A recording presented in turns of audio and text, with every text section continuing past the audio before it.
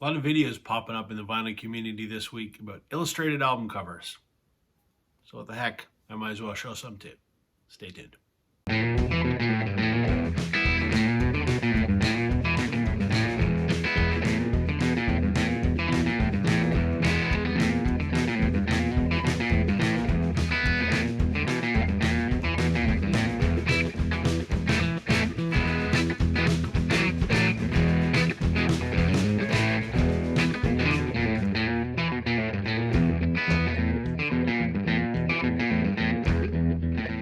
Hey everybody, welcome to Northern Revolutions. Welcome back if you're returning. Welcome if you're new.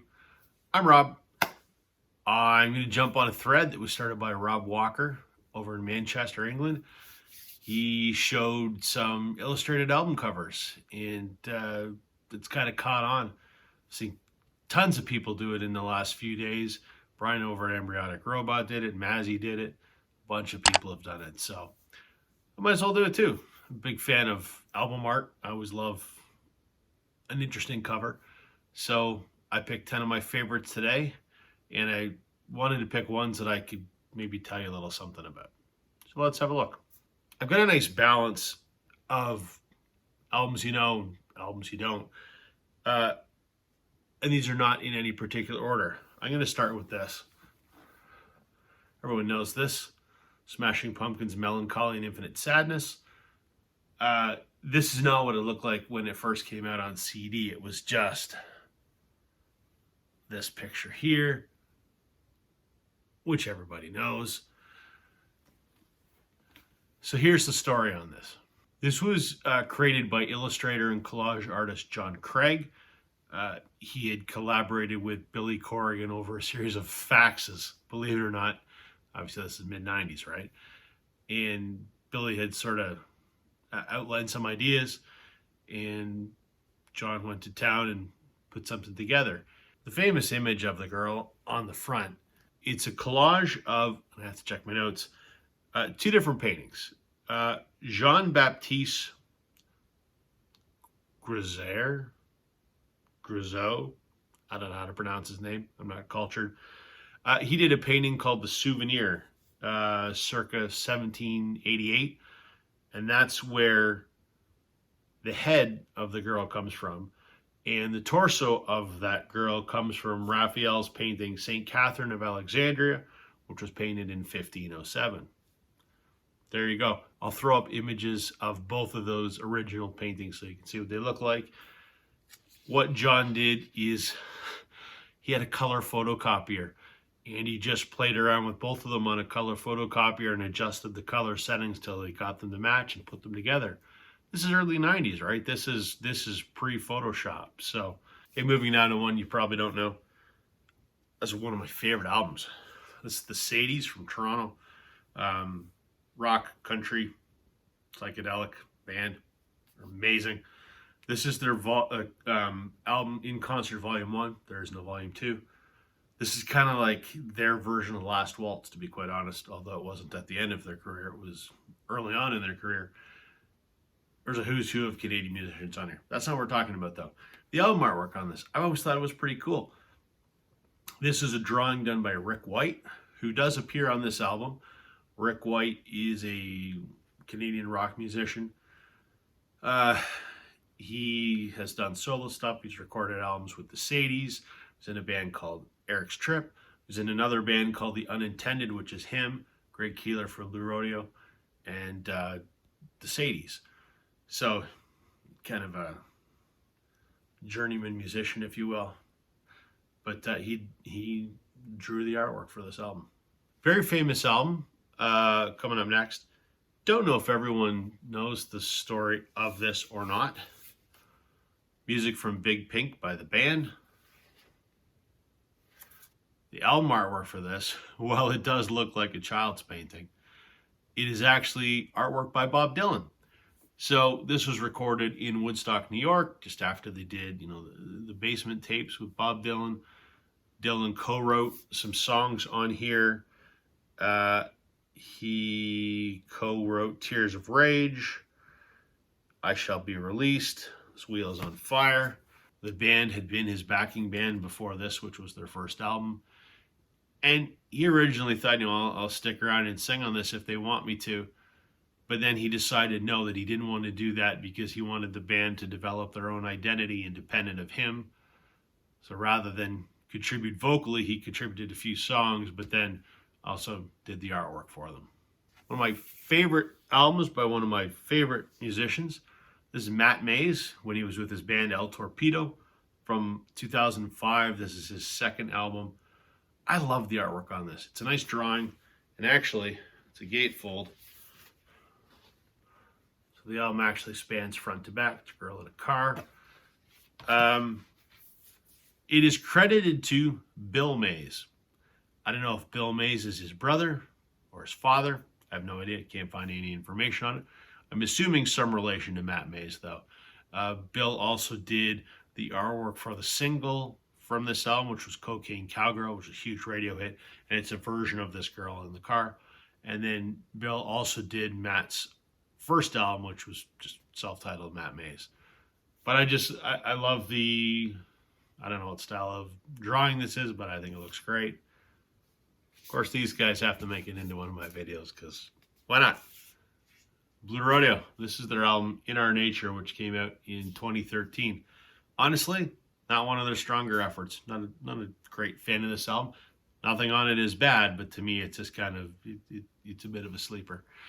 The artwork for this was done by a guy named Judd Haynes. Judd is I guess, freelance graphic designer, has done a ton of work for various Canadian bands, be it album covers, be it tour posters, be it t-shirts, whatever. He did 3 album covers, I believe, for Blue Rodeo and countless tour posters. So he actually wrote a blog post about doing this album cover. If I could quote from Judd's blog, he says, "The lyrics to the title track, In Our Nature, speak of moving on, leaving things behind and carrying on with your life. I thought about Greg Keeler's old farmhouse. It's where the band recorded this album. That farmhouse has an incredible history with lots of stories to tell. Those walls have been the first to hear new music from dozens of bands as they recorded their new albums. But this farm had an entire history, long before Greg was its owner. A history we'll never know. That led me to start thinking about how most of our homes outlive us. The buildings, the roads, the bridges, the art we create will still be standing long after we're gone. And hopefully someone will follow behind us and help us maintain them. But what if no one does? What if there is no Greg to move in and take care of the farmhouse?"